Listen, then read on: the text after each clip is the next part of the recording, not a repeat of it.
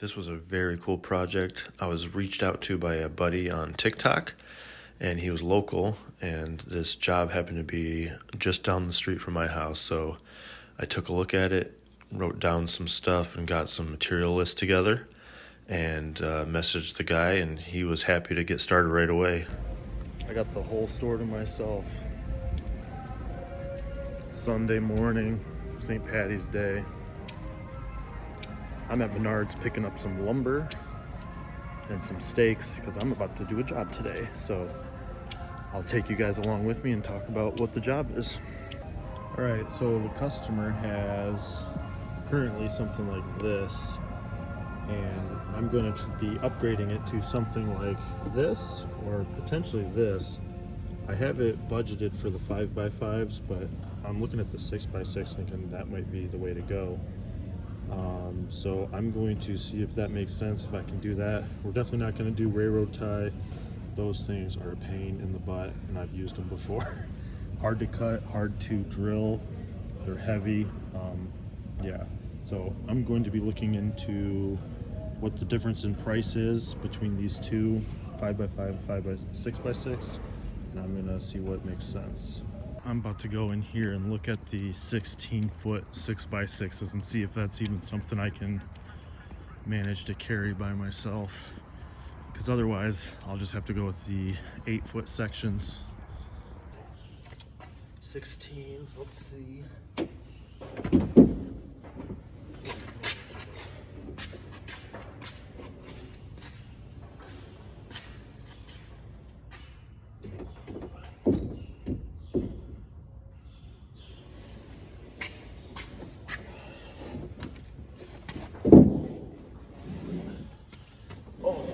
Yeah, that's probably not gonna happen.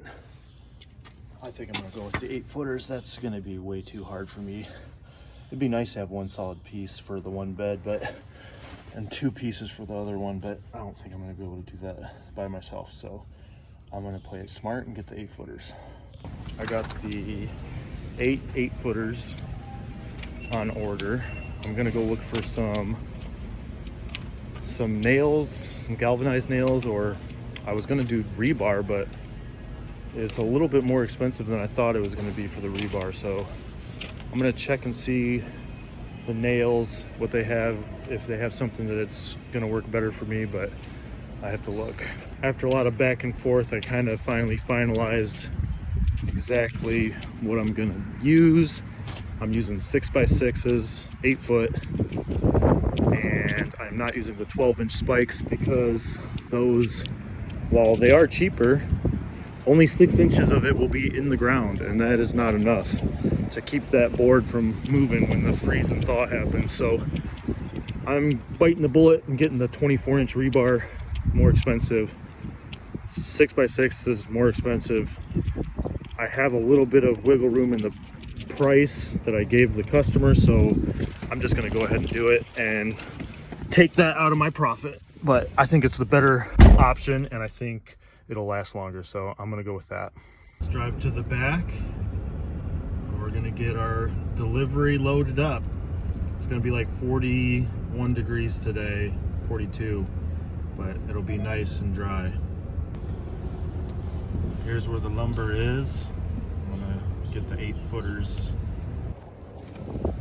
All right, we're loaded up. Got 8 boards.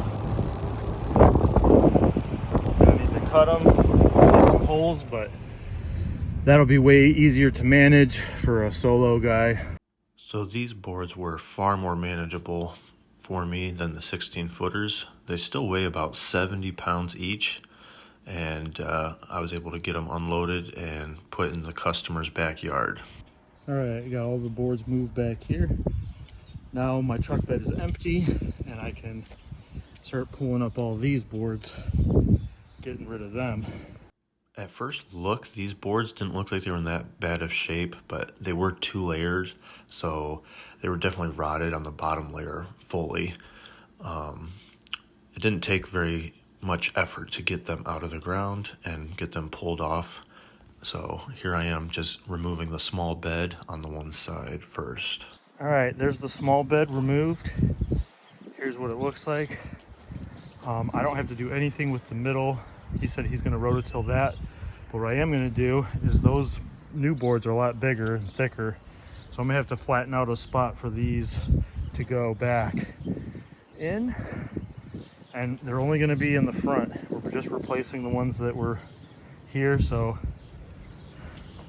we had one coming across here, then a big long 16-foot stretch here, and then to there. So I gotta take some measurements, flatten this out, cut a little bigger trench, and yeah, get started. All right, first one's in. Nice and straight. I got it kind of dug out, giving them room to rototill.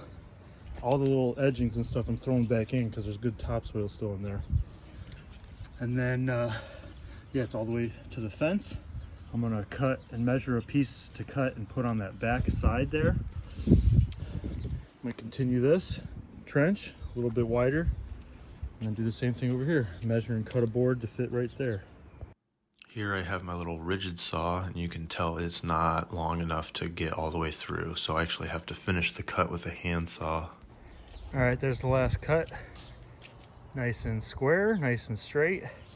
I do have to maneuver them a little bit to get them leveled, so I'm going to do 1, 2, 3, 4, 5, 6, 7, 8 holes for spikes. And let me show you the spikes. Just some 24-inch rebar.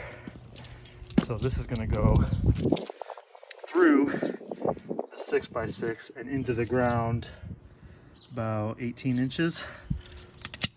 So that'll be nice. It'll hold. It'll be down below the frost line. That'll last for quite some time over there.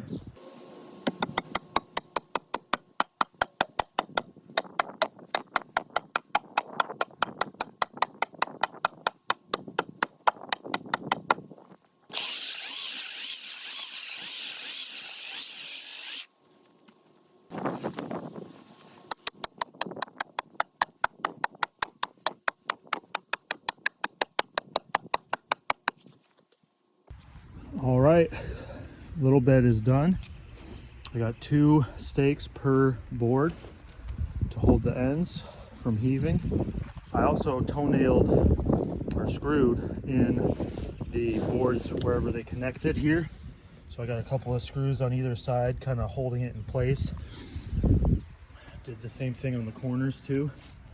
And the board there is going to stop any soil or anything from getting spilled over into the neighbor's side of the fence. So that came out good. Now all I need to do is rip out the old stuff over here and get all those boards. And I should only have to make 2 cuts for the little side pieces. I think it's measured perfectly to have 4 8-footers going long ways. So we'll see how that goes. Man, I thought the weather was supposed to be clear today, but we got some like snowy, freezing rain coming down. So I'm trying to get as much of this as I can done. Hopefully it doesn't make it so bad that I have to stop. Here's the long bed, removing all the timbers on that side, and you can kind of see in the video the snow starts picking up here. Now I'm edging out the grass so I can have a nice flat spot to put the boards. Put one board in to test fit, and I can just keep going and putting little 8-foot sections in at a time. All right, so I need a piece right here from there to there. I'm gonna measure it. We got 38.5. I'm gonna go over to my last board here. Measure 38.5. Kind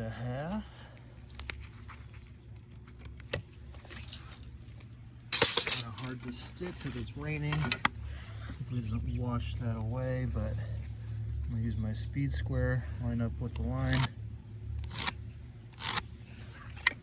And I'm gonna make a mark all the way around because my saw is not thick enough to get all the way around this giant 6x6. So I'm gonna line that up right there, make a mark.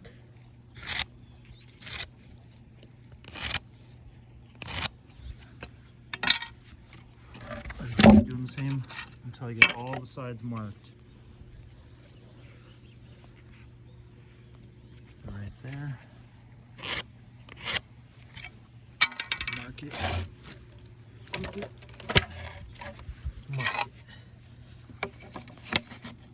And then I actually have to finish the cut with the handsaw because it won't go all the way through. So I'm glad I brought a handsaw. So let's get to cutting. All right, I'm gonna finish off my cut with the handsaw because this circular saw is not big enough, obviously. It gets like, there's like a little tiny piece in the middle that can't get. So I finish it off with this.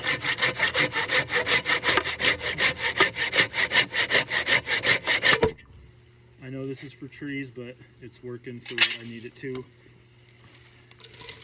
It actually makes a pretty decent cut. There it is. So I'm gonna go ahead and put this in place. I got one more to cut. All right, it's a little after 12:30. Basically, it's time to clean up a little, clean up this pile. I got all the bores laid, and I just need to drill the holes, so I'm waiting for the batteries to charge. So I'll just clean up all my mess and all the tools that I got laid out. But check it out. Nice and straight. And now these two beds line up perfectly with each other. They kind of were a little bit offset before. So each one of these timbers is going to get 2 pins, just like the other side with rebar.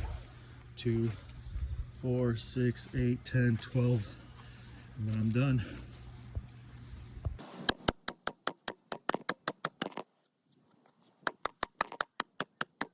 All right, that's done. All of it has been tagged in with the 24-inch rebar. And I am out of breath. That took a lot out of me, getting all those holes drilled and doing all those stakes. But this is the small bed, all finished.